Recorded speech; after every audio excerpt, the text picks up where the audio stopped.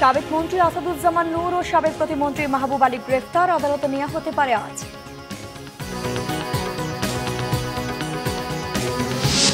সংস্কার ও চুরি হওয়া সম্পদ ফেরাতে মার্কিন সহায়তা কামনা ডক্টর ইউনূসের। সফররত মার্কিন প্রতিনিধি দলের সাক্ষাৎ, বাংলাদেশকে আরো $20 কোটি সহায়তার চুক্তি। আর্থিক খাত সংস্কারে $100 কোটি দেবে বিশ্ব ব্যাংক, মার্চের মধ্যে এডিবি দিচ্ছে $90 কোটি। উন্নয়ন সহযোগীরা ইতিবাচক জানালেন অর্থ উপদেষ্টা। শক্তিশালী গণতন্ত্রের অঙ্গীকার তারেক রহমানের, জুলাই গণ অভ্যুত্থানে বিএনপির 422 নেতাকর্মী শহীদ। দাবি মির্জা ফখরুলের, বিএনপির অবদান খাটো না করার আহ্বান। দরকারি সব ধরনের সংস্কার চান বৈষম্য বিরোধীরা, দেশ ঠিক পথে যাচ্ছে মনে করেন 71% জরিপের তথ্য।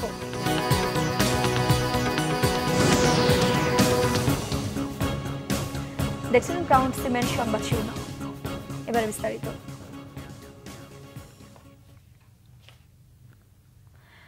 সাবেক সংস্কৃতি বিষয়ক মন্ত্রী আসাদুজ্জামান নূরকে গ্রেফতার করেছে ঢাকা মহানগর গোয়েন্দা পুলিশ। রাত 11টার দিকে রাজধানীর বেইলি রোডের নওরতন কলোনি থেকে তাকে গ্রেফতার করা হয়। আওয়ামী লীগ সরকারের সাবেক মন্ত্রী আসাদুজ্জামান নূর মিরপুর থানার একটি মামলার এজাহারভুক্ত আসামি।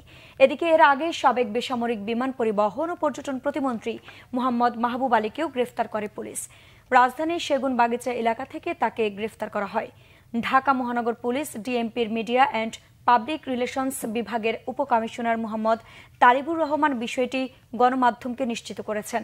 তিনি জানান, রাজধানীর যাত্রাবাড়ী থানার একটি হত্যা মামলায় মাহবুব আলীকে গ্রেফতার করা হয়েছে। জানান, তাদের দুজনকেই সোমবার আদালতে নেওয়া হতে পারে। দেশ পুনর্গঠন, গুরুত্বপূর্ণ সংস্কার আর চুরি হওয়া সম্পদ ফিরিয়ে আনতে যুক্তরাষ্ট্রের সহায়তা চেয়েছেন প্রধান উপদেষ্টা অধ্যাপক মোহাম্মদ ইউনূস। রবিবার রাষ্ট্রীয় অতিথি ভবন যমুনায় যুক্তরাষ্ট্রের একটি উচ্চ পর্যায়ের প্রতিনিধি দল সাক্ষাৎ করতে গেলে তিনি এ সহায়তা চান। বর্তমান সরকারের চ্যালেঞ্জগুলো উল্লেখ করতে গিয়ে প্রধান উপদেষ্টা জানান, অর্থনীতিকে পুনঃস্থাপন, সংস্কারের পাশাপাশি গতিশীল করতে অনেক দূর এগিয়েছে তার সরকার। একই সাথে বিচার বিভাগ ও পুলিশের মতো প্রতিষ্ঠানগুলোকে ঢেলে সাজানো হয়েছে। ডক্টর ইউনূস বলেন, শিক্ষার্থীদের বিপ্লব বাংলাদেশকে নতুন করে আশার আলো দেখিয়েছে, যা একটি নতুন যুগের সূচনা করেছে। তিনি জানান, ভোট কারচুপি প্রতিরোধ, বিচার বিভাগ, পুলিশ, বেসামরিক প্রশাসন, দেশের দুর্নীতি বিরোধী সংস্থা এবং সংবিধান সংশোধনের দায়িত্ব নেওয়ার কয়েক সপ্তাহের মধ্যে কমিশন গঠন করা হয়েছে। গেল স্বৈরাচারী শাসনে জড়িত দুর্নীতিবাজ ব্যক্তিদের চুরি করা সম্পদ ফেরত আনতে বর্তমান সরকার প্রতিশ্রুতিবদ্ধ বলেও জানান তিনি। এ প্রসঙ্গে প্রধান উপদেষ্টা বলেন, বাংলাদেশ দুর্নীতির সাগরে নিমজ্জিত ছিল। পাচারকৃত অর্থ ফেরত আনতে যুক্তরাষ্ট্রের সহায়তা চেয়েছেন অর্থ উপদেষ্টা ডক্টর সালেউদ্দিন আহমেদ। বাংলাদেশকে আরও $20 কোটি সহায়তা চুক্তি করেছে সফররত মার্কিন প্রতিনিধি দল। এদিকে পররাষ্ট্র সচিব জসিমউদ্দিন জানান, অন্তর্বর্তী সরকারের সঙ্গে কাজ করে যেতে যুক্তরাষ্ট্রের অঙ্গীকার পুনর্ব্যক্ত করেছে প্রতিনিধি দলটি। ইমরুল কায়েসের রিপোর্ট। সফরের দ্বিতীয় দিনে ঢাকায় ব্যস্ততম সময় পার করে মার্কিন প্রতিনিধি দল। রবিবার সকালে রাষ্ট্রীয় অতিথি ভবন পদ্মায় পররাষ্ট্র উপদেষ্টা তৌহিদ হোসেনের সঙ্গে বৈঠক করে প্রতিনিধি দলটি। এরপরই মার্কিন প্রতিনিধিদের সাথে বৈঠক করেন অর্থ উপদেষ্টা ডক্টর সালেউদ্দিন আহমেদ। এ সময় মার্কিন সহায়তা সংস্থা ইউএসএআইডির সঙ্গে অর্থনৈতিক সম্পর্ক বিভাগের চুক্তি সই হয়। চুক্তি অনুসারে বাংলাদেশের সুশাসন, স্বাস্থ্য, কর্মসংস্থান সহ বিভিন্ন খাতে যুক্তরাষ্ট্র দেবে $20 কোটি। এরপর অপেক্ষমান সাংবাদিকদের সঙ্গে কথা বলেন অর্থ উপদেষ্টা। জানান, কথা হয়েছে পাচার হওয়া অর্থ ফিরিয়ে আনার বিষয়ে। আর্থিক সংস্কার এবং আর্থিক খাতে যেগুলি সহযোগিতাগুলো দরকার সেটা, আর দ্বিতীয়ত বাণিজ্যের ক্ষেত্রে। বাণিজ্যে আমরা এক্সপোর্ট ডাইভার্সিফিকেশন এবং এক্সপোর্ট বা আমাদের বাণিজ্যের ব্যাপারে অন্যান্য কারিগরি সহায়তা বা বাজার এক্সপ্লোর করার এই সমস্ত আলোচনা হয়েছে। ওরা বলেছে আমরা ডেফিনিট কর্ম পরিকল্পনা নিয়ে আমরা এগুলো তারা এবারে সহযোগিতা করার আশ্বাস দিয়েছে। অর্থ উপদেষ্টার সাথে বৈঠকের পর যুক্তরাষ্ট্রের সহায়তা নিয়ে কথা বলেন প্রতিনিধি দলের সদস্য অঞ্জলি কাবুর। আমরা অন্তর্বর্তী সরকারের সাথে $200 মিলিয়ন অনুদানের চুক্তি সই করেছি। অন্তর্বর্তী সরকারের অগ্রাধিকার খাতসমূহ যেমন মানুষের উন্নয়ন, সমৃদ্ধি, স্বাস্থ্য, তরুণদের কর্মসংস্থান এগুলো ফোকাস পাবে। আমরা অর্থনৈতিক স্থিতিশীলতা, অন্তর্ভুক্তিমূলক উন্নয়ন, সর্বত্র সুশাসন দেখতে চাই। আমরা অন্তর্বর্তী সরকারের সঙ্গে কাজ করতে চাই। দুপুরে রাষ্ট্রীয় অতিথি ভবন পদ্মায় পররাষ্ট্র সচিব জসিমউদ্দিনের দেয়া ওয়ার্কিং লাঞ্চে অংশ নেন মার্কিন প্রতিনিধি দলের সদস্যরা। এতে অন্তর্বর্তী সরকারের সংস্কার ভাবনা, মার্কিন সহায়তা, শ্রম খাতসহ বিভিন্ন ইস্যুতে আলোচনা হয়। পরে সাংবাদিকদের দুপক্ষের আলোচনা বিষয়ে জানান পররাষ্ট্র সচিব। এই অন্তর্বর্তীকালীন সরকার দায়িত্ব গ্রহণ করেছে 1 মাসের একটু বেশি, এবং আজকের বৈঠকে এই পরিবর্তিত যে পরিস্থিতি, সেই পরিবর্তিত পরিস্থিতি এবং সরকারের সংস্কার বিষয়ে যে সমস্ত ধ্যান ধারণা এবং তাতে মার্কিন যুক্তরাষ্ট্র কিভাবে অংশগ্রহণ করতে পারে সে সম্পর্কিত একটা সাধারণ আলোচনা হয়েছে। আমরা আশা করি যে মার্কিন যুক্তরাষ্ট্রের সাথে মিনিংফুল এঙ্গেজ হওয়ার জন্য এটা একটা ফাউন্ডেশন, এবং সামনে আমরা পরবর্তীতে বিভিন্ন পর্যায়ে হয়তো আমরা এই আলোচনাটাকে এগিয়ে নিয়ে যাব। রোহিঙ্গা প্রত্যাবাসন নিয়েও দুপক্ষের মধ্যে আলোচনা হয়েছে বলে জানান পররাষ্ট্র সচিব। আমরা তাদের সাথে ইমরুল কায়েস, বাংলা ভিশন, ঢাকা। আর্থিক খাত সংস্কারে বাংলাদেশকে $100 কোটি ঋণ সহায়তা দেবে বিশ্বব্যাংক। এর মধ্যে পলিসি বেসড লোন হিসেবে $750 মিলিয়ন এবং ইনভেস্টমেন্ট লোন ও গ্যারান্টি ফ্যাসিলিটি হিসেবে $250 মিলিয়ন ঋণ সহায়তা দেওয়া হবে। আগামী ডিসেম্বরের মধ্যে বিশ্বব্যাংকের বোর্ডে এই ঋণ অনুমোদন হওয়ার কথা রয়েছে। তবে ঋণ পেতে 3টি শর্ত পালন করতে হবে বাংলাদেশকে। কেন্দ্রীয় ব্যাংক জানিয়েছে, বেসরকারি খাতে অ্যাসেট ম্যানেজমেন্ট কোম্পানি করা, আন্তর্জাতিক মানদণ্ডে খেলাপি ঋণের নতুন সংজ্ঞায়ন, নতুন গঠিত টাস্কফোর্সের অডিট ফার্মের কার্য বিবরণী বিশ্বব্যাংকে উপস্থাপন করার শর্ত মানতে হবে বাংলাদেশকে। এদিকে রবিবার বিকেলে বাংলাদেশ ব্যাংকের গভর্নরের সাথে বৈঠক করে মার্কিন প্রতিনিধি দল এবং এডিবির প্রতিনিধি দলের সদস্যরা। তবে এই ব্যাপারে বাংলাদেশ ব্যাংক কিংবা প্রতিনিধি দল কেউই কোনো কথা বলেনি। এদিকে আগামী মার্চের মধ্যে এশিয়ান ডেভেলপমেন্ট ব্যাংক এডিবি থেকে $90 কোটি পাচ্ছে বাংলাদেশ। বাজেট সহায়তার অংশ হিসেবে চলতি বছরের ডিসেম্বরের মধ্যে এডিবি থেকে $40 কোটি পাওয়া যাবে। আর ব্যাংক সহ বিভিন্ন খাতের সংস্কারের অংশ হিসেবে আগামী বছরের মার্চের মধ্যে আরও $50 কোটি সহায়তা দেবে সংস্থাটি। সচিবালয় নিজ দপ্তরে সাংবাদিকদের এ তথ্য জানান ডক্টর সালেউদ্দিন আহমেদ। পাশাপাশি দেশকে আর্থিক ও কারিগরি সহযোগিতা করতে উন্নয়ন সহযোগী ইতিবাচক বলে জানিয়েছেন অর্থ উপদেষ্টা সালেউদ্দিন আহমেদ। এর আগে এডিবির প্রতিনিধি দলের সাথে দ্বিপক্ষীয় বৈঠক করেন অর্থ উপদেষ্টা। দেশের টেকসই উন্নয়নে অতীতের মতো বাংলাদেশের অন্তর্বর্তীকালীন সরকারের উন্নয়নের অংশীদার হওয়ার কথা জানান প্রতিনিধি দলের সদস্যরা। বহুজাতিক সংস্থা, multilateral agency. So that we are thankful to ADB for their continued support. And we have discussed about the reform in the financial sector. We have discussed reform of the revenue department, and also we have discussed about the possibilities of climate fund and our environmental projects and other things which are very important for us, and also about the commerce, our trade and other things. So we'll be talking more about, and what we want that ADB hopefully will come forward along with other multilateral and also bilateral agencies, not only multilateral, they are bilateral. অন্তর্বর্তীকালীন সরকারের প্রধান উপদেষ্টার দায়িত্ব পাওয়ার পর প্রথমবারের মতো আজ সেনা সদরে যান প্রফেসর ডক্টর মোহাম্মদ ইউনূস।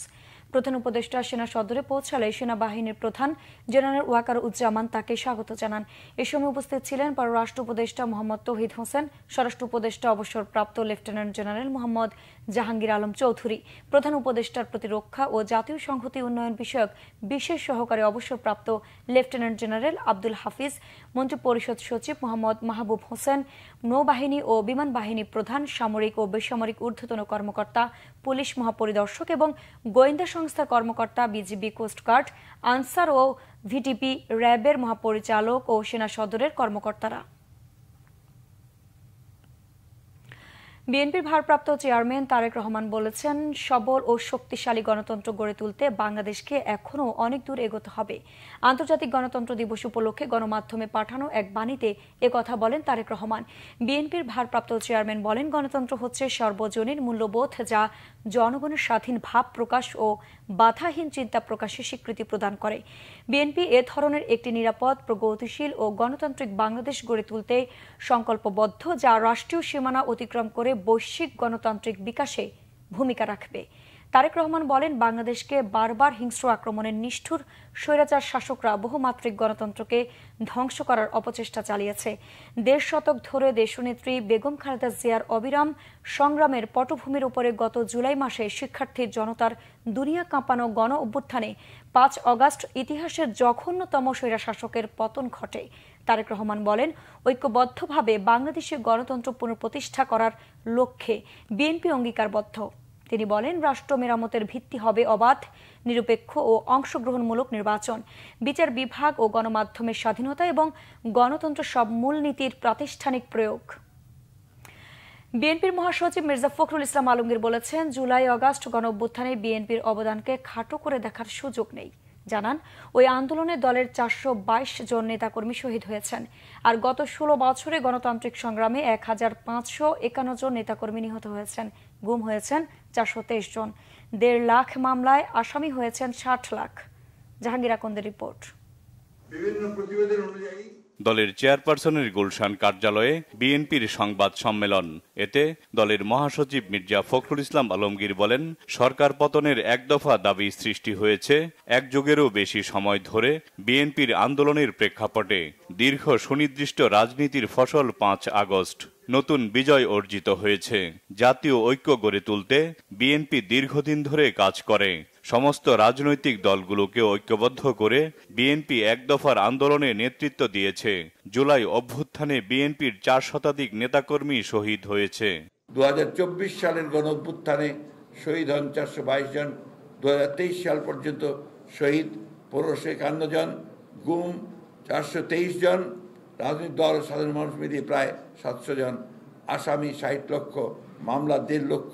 এসব কেবল বিএনপির ত্যাগের পরিসংখ্যানই নয়, বরং বাংলাদেশের দ্বিতীয় স্বাধীনতা অর্জনের পথে দলটির অবিচল সংগ্রাম ও অবদানের প্রতিফলন। এই যে আপনার দীর্ঘকালের গণ আন্দোলন, ফ্যাসিবাদের বিরুদ্ধে গণতন্ত্রকে পুনরুদ্ধারের জন্য যে আন্দোলন, এই আন্দোলনকে খাটো করে দেখিয়ে এই যে প্রবণতা, এটা আপনার কোনোদিন একটা সম্পূর্ণভাবে একটা ঐক্যকে প্রতিষ্ঠা করে না। বিএনপির মহাসচিব বলেন, আন্দোলনের কৃতিত্ব নিয়ে রাজনৈতিক ফায়দা হাসিল নয়, ফেসিবাদ মুক্ত বাংলাদেশ গড়তে মনোযোগ দিয়েছে বিএনপি। এখন জুলাই বিপ্লব নিয়ে বিভেদ তৈরির চেষ্টার অভিযোগ করেন তিনি। নির্বাচন কেন্দ্রিক সংস্কার জরুরি বলে মনে করেন মির্জা ফখরুল। আমরা ফ্যাসিবাদকে সরিয়েছি, হাসিনাকে সরিয়েছি, কিন্তু একটা ইন্টারিম গভর্নমেন্ট আছে, যে ইন্টারিম গভর্নমেন্ট আমাদেরকে অতি দ্রুত আমাদের সকলের মতামত নিয়েই একটা সংস্কারের মধ্য দিয়ে তারা নির্বাচনে যাবে, যে নির্বাচনটা অবাধ নিরপেক্ষ হবে, জনগণের হাতে ক্ষমতা হস্তান্তর হবে। সেখানে প্রতিবন্ধকতার সৃষ্টি করছে। 1, 2 হচ্ছে আপনারা দেখবেন যে আমি একটু খোলামেলাই বলছি আর কি, অনেক সময় দেখা যায় যে অত্যন্ত দায়িত্বশীল রাজনৈতিক দলেরা তারা এমন এমন কথা বলছেন যেটা আপনার সামগ্রিক ঐক্যের জন্য খুব একটা আপনার উপযোগী নয়। এটা একটা সমস্যা। এখানে আমাদের যেটা সবচেয়ে বড় প্রয়োজন সেটা হচ্ছে আমাদের ঐক্য অটুট রাখা, ধৈর্য রাখা, এই সরকারের সমস্ত কাজকে আপনার সমর্থন দিয়ে এগিয়ে নিয়ে যাওয়ার চেষ্টা করা। নির্বাচন সংক্রান্ত একটা সংস্কার কমিটি তো করা হয়েছে বদির আলম মজুমদার সবকে নিয়ে বলে, তাই না? আমার তো মনে হয় অতি দ্রুত, এটা 2 মাসও লাগার কথা না, এবং 2 মাসের মধ্যেই উনি যদি দিয়ে দেন তার একটা নির্বাচন করে করতে হবে। জাহাঙ্গীর আকন্দ, বাংলা ভিশন, ঢাকা। টিআইবি নির্বাহী পরিচালক ডক্টর ইফতেখারুজ্জামান বলেছেন, বৈষম্য বিরোধী আন্দোলন থেকে রাজনৈতিক দলগুলো শিক্ষা না নিলে দেশের ঝুঁকি থেকেই যাবে। আন্দোলনের চেতনা বাস্তবায়নে তরুণদের রাজনৈতিক দলের প্রয়োজনীয়তার কথাও জানান তিনি। আর বৈষম্য বিরোধী আন্দোলনের সমন্বয়কদের মতে 52 বছরেও পূরণ হয়নি 71-এর স্বপ্ন। মানুষের অধিকার প্রতিষ্ঠায় যত সংস্কার দরকার তার সবই করার পরামর্শ তাদের। রিপোর্ট শুভ মাহফুজের। আন্তর্জাতিক গণতন্ত্র দিবসে রাজধানীর ধানমন্ডিতে প্রধান কার্যালয়ে নতুন বাংলাদেশে গণতন্ত্র ও সুশাসনে তরুণদের প্রত্যাশা নিয়ে আলোচনা সভা করে ট্রান্সপারেন্সি ইন্টারন্যাশনাল টিআইবি। সভায় নিজস্ব ভাবনা তুলে ধরেন বৈষম্য বিরোধী আন্দোলনের সমন্বয়করা। রাষ্ট্রের সব কাঠামোকে ঢেলে সাজাতে প্রতিটি দলকেও নিজেদের সংস্কারের পরামর্শ তাদের। বর্তমানে গণঅভ্যুত্থানে যে স্পিরিট তৈরি হয়েছে সেটি যে কেউ যদি আন্তরিক হয়, যদি সত্যিকার অর্থে এই গণ অভ্যুত্থানকে দেখে থাকেন, অবজার্ভ করে থাকেন, যদি বাংলাদেশের মানুষের প্রতি, দেশের প্রতি তার ভালোবাসা থেকে থাকে, তাহলে তিনি অবশ্যই তার দলকে, তার প্রতিষ্ঠানকে এবং নিজে ব্যক্তিগতভাবে রূপান্তরিত হতে সক্ষম। সামাজিকভাবে একত্র থাকার যেই জায়গাটা তৈরি হয়েছে, এটা আমাদের ধরে রাখা অত্যন্ত জরুরি, এবং এটা বারবার মনে রেখে বারবার পিপলের কাছ থেকে ওই একত্রিত হওয়ার আইডিয়াগুলা শোনা এবং সেটা প্র্যাকটিস করা, ইমপ্লিমেন্ট করার চেষ্টা করা। আমাদেরকে প্রপার শেক দেন, এই শেপের মধ্য দিয়ে আমরা যেই স্বপ্ন নিয়ে আমরা 24শে আন্দোলন হয়েছিল, ইনক্লুসিভ, সবার কাছে পৌঁছে দেওয়া। কারণ এই সুশাসন, গণতন্ত্র, এই তাত্ত্বিক বয়ান শুনে পেকুয়ার কোনো একটা ছেলে আন্দোলনে আসে নাই, একটা রিক্সাওয়ালা আন্দোলনে আসে নাই, তার ব্যক্তিগত একটা ক্ষোভের জায়গা তৈরি হয়েছিল। কারণ সে যখন বাজারে যাইতো সে ফিল করতো বাজারটা তার জন্য নাই। আর নতুন বাংলাদেশ গড়তে গঠনমূলক সমালোচনা বাধা না দেওয়ার আহ্বান জানান বক্তারা। সরকারের কোর যেই কিছু পলিসি থাকে বা অস্ত্র থাকে, যে অস্ত্র দিয়ে তারা তাদের শাসনকে সুসংহত করে, তার একটি হচ্ছে ইনফ্রাস্ট্রাকচারাল ডেভেলপমেন্ট, আরেকটি হচ্ছে তারা শিক্ষার জায়গা দিতে হচ্ছে এক ধরনের অসারতা তৈরি করে। এর বাইরে আর একটা ব্যাপার আছে যেটিও খুব গুরুত্বপূর্ণ, এক ধরনের ডিসকোর্স তৈরি করে, এক ধরনের মতবাদ তৈরি করে, যে মতবাদ দিয়ে তারা বিরুদ্ধ মতকে সবসময় দমন করে। আমার সরকারের সমালোচনার জন্য বা অন্য কারো কাজের সমালোচনার জন্য আমাকে কখনো এই প্রশ্ন শুনতে হবে না যে আপনাকে কি ডিজিএফআই ফোন দেয় না, আপনার কি ভয় করে না, আপনি বাইরে আছেন কেন, আপনি কেন জেলে নাই। তো নতুন বাংলাদেশে আমি এটাই চাই যে আমি আমার কাজের জন্য কেউ যেন আমাকে চার্জ করতে না পারে যে আপনি এই কাজটা কেন করছেন, আপনি কেন জেলে নাই, আপনাকে কেন ডিজিএফআই ফোন দেয় না। এবারের ছাত্র আন্দোলন থেকে রাজনৈতিক দলগুলোকে শিক্ষা নেওয়ার পরামর্শ দেন টিআইবির নির্বাহী পরিচালক ডক্টর ইফতেখারুজ্জামান।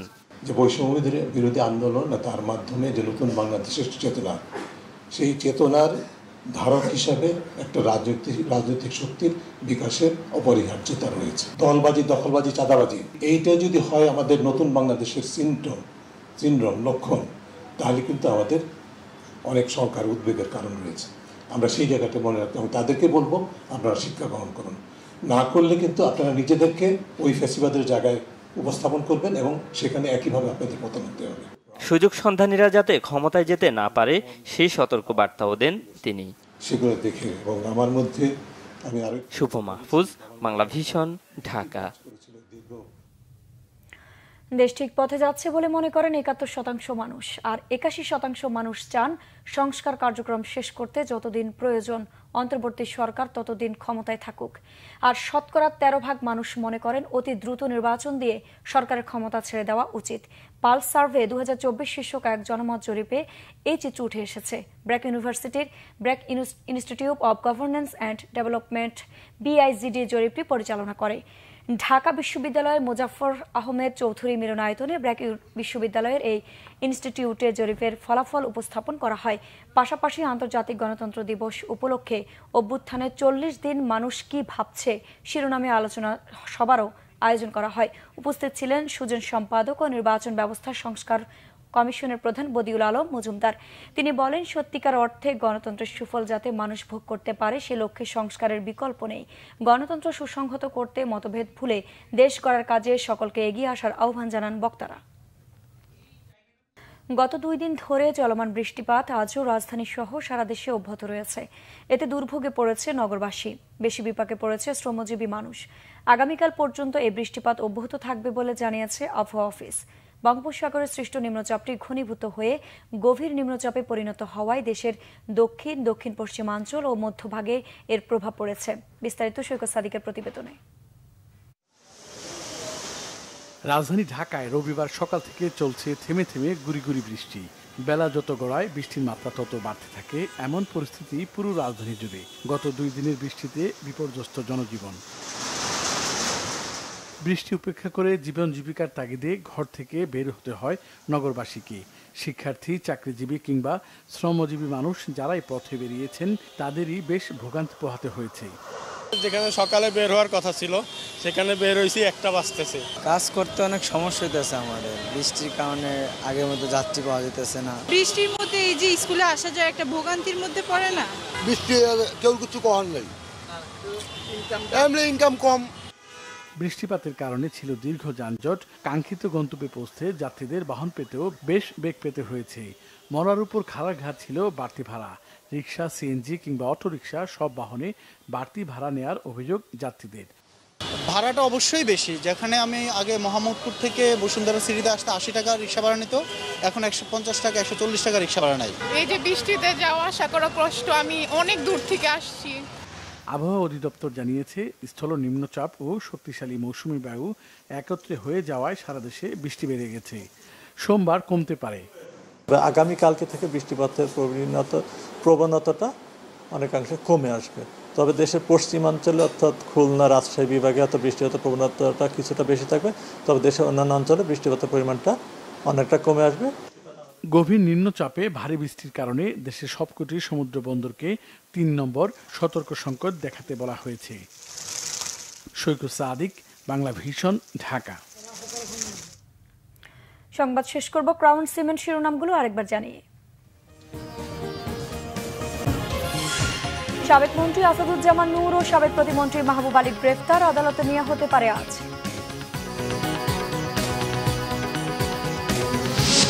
সংস্কার ও চুরি হওয়া সম্পদ ফেরাতে মার্কিন সহায়তা কামনা ডক্টর ইউনূসের, সফররত মার্কিন প্রতিনিধি দলের সাক্ষাৎ, বাংলাদেশকে আরো $20 কোটি সহায়তার চুক্তি। আর্থিক খাত সংস্কারে $100 কোটি দেবে বিশ্ব ব্যাংক, মার্চের মধ্যে এডিপি দিচ্ছে $90 কোটি। উন্নয়ন সহযোগীরা ইতিবাচক, জানালেন অর্থ উপদেষ্টা। শক্তিশালী গণতন্ত্রের অঙ্গীকার তারেক রহমানের, জুলাই গণ অভ্যুত্থানে বিএনপির 422 নেতাকর্মী শহীদ, দাবি মির্জা ফখরুলের, বিএনপির অবদান খাটো না করার আহ্বান। দরকারি সব ধরনের সংস্কার চান বৈষম্য বিরোধীরা, দেশ ঠিক পথে যাচ্ছে মনে করেন 71% জরিপের তথ্য।